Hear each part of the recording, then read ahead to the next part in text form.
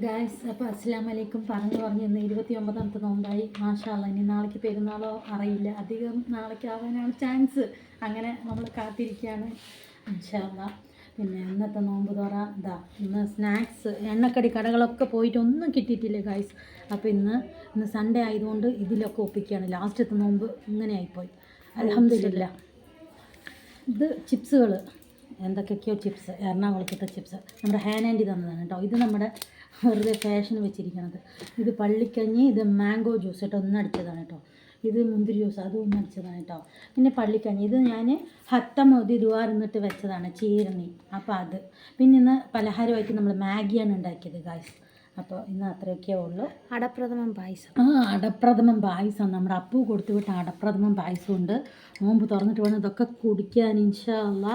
നോമ്പ് തുറക്കാൻ സമയം എൻ്റെ കുട്ടി കാത്തിരിക്കുകയാണ്. എൻ്റെ വലിയ കുട്ടിയും ചെറിയ കുട്ടിയും ഒക്കെ നോമ്പ് തുറക്കാൻ കാത്തിരിക്കുന്നുണ്ട്. അപ്പോൾ അസ്സലാമു അലൈക്കും.